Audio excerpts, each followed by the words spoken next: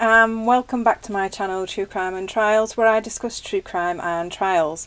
My name's Lindsay and I'm back with the Robert Durst trial. I've been gone for about a week or so. I just haven't been able to be able to film, so I've been catching up and trying to, keep on top of it. So there'll be a few videos coming at once. I've also been watching the Joseph Daniel trial, the murder of his son Joe Clyde, and there's the dad's confessed 3 times, but then has said another story. The Joe Clyde's brother Alex, he said one thing and then said another, and they've never found Joe Clyde, so I don't know what's going to go on with that. It's all, changing stories and things. It always makes it hard, so I'm keeping an eye on that. Right, so the next witness is Dr. Peter Halperin, and he's currently a psychiatrist, and he went to the same medical school as Kathy and was a classmate of his. He would bump into her a few times in classes and had conversations with her when they were both food shopping in the same store. There was one day at medical school when Peter had a conference for radiology and Kathy was there, and she was asked a question but she didn't answer it. And Peter says this was a very simple question that she would have known the answer to, but she didn't answer it, and he says she looked extremely anxious and frightened. She was asked, why can't you answer the question? Because she looked so frightened. And Peter said out loud, can't you see she's kind of upset, anxious? So after that session of the conference, Peter went over to her and asked if she was okay and that she seemed very upset. And he reiterates that Kathy was extremely frightened and petrified and that it concerned him. She told him she was fine. That night, he got a call from Kathy and she was very upset and she was talking fast and her voice was shaking. Now, he wasn't that close friends with her, but she's calling him up and then telling him all these things. And she's done this with a few people, which is one thing I do find odd, that she seems to be spilling her personal life to people she barely knows, whether it's reaching out for help or other reasons. But when people have told her to get help, she hasn't. So I don't understand that.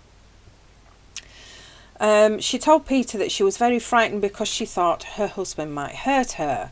She also said there were problems in the marriage and that things had escalated to the point she felt unsafe and that her husband was capable of violence.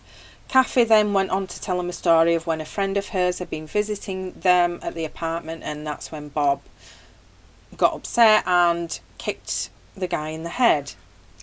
So she thought that maybe something would happen to her.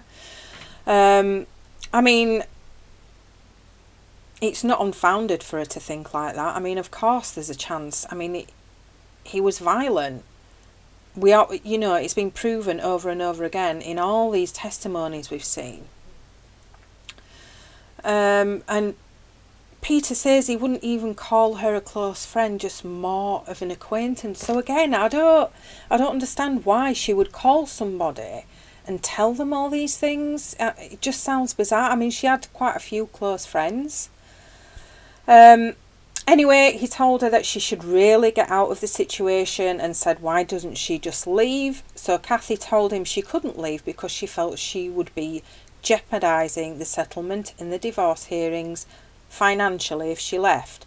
Peter even offered for her to come and stay with him and his wife that night if she needed somewhere to go. He offered her that a couple of times, which Kathy, of course, said no to. Peter didn't speak to or see Kathy again after that night. Excuse me. When she disappeared, he found out when he saw the front page of the newspaper. When he read that Kathy had disappeared, he said his heart sank and he thought something very bad had happened to her.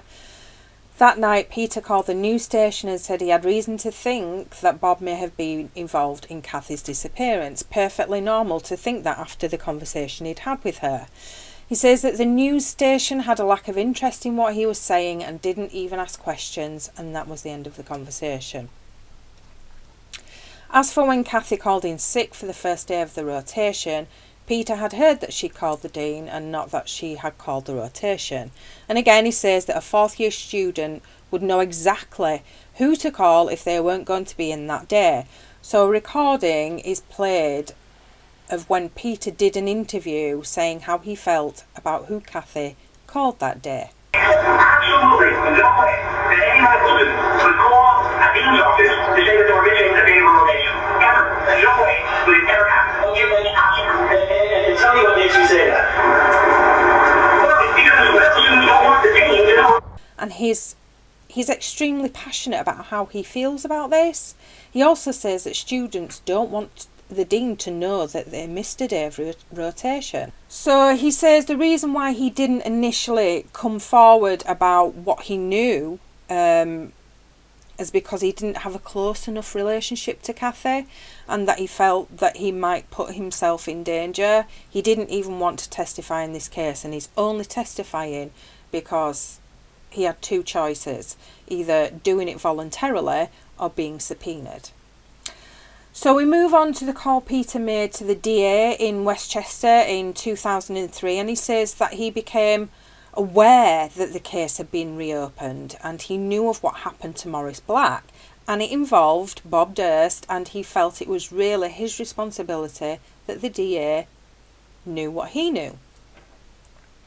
He says even testifying today he's still scared. Not as scared as he was back then, but he's still scared nonetheless. I mean, he knows how big the Durst family is.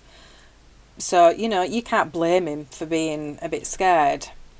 So the cross-examination. Peter didn't know Kathy was having academic problems while at medical school. And we get the inevitable, did you know Kathy had a relationship with the dean and the assistant dean, Jean Cook? Which of course he doesn't. Nobody did. So it's not in his opinion when he gives numerous assumptions that if Kathy couldn't have reached the person in charge of the rotation, that she would have called the dean, because he doesn't think it's possible that the person in charge of the rotation couldn't be reached, as they all had to carry beepers and they are always available. So there we go. He knew nothing about Kathy's cocaine habit and says it would be unusual for medical students to be using cocaine back then, but he knows it was something that happened. It wasn't just a typical or usual thing. So in his direct examination, he said it's bullshit from the clip I played that Kathy called Dean Cooperman, but De Guerin asked him if it would change his opinion if he knew that for 30 years Dr. Cooperman didn't question that it was Kathy that called, and he said it would change his opinion. So, touche from the defence. Again, nobody can prove it was her that actually called, and so many people have said she knew Kathy would know who to call and it would be the rotation. But judging by her actions when she was going through all this shit with Bob, she was calling all and sundry to tell them what was going on because she was so frightened and scared. Part of me is actually believing that she did call the dean. Let me know what you think. So there we go. That's the end of Dr. Peter Halperin. I will be back with more in the next video. So until then, bye for now.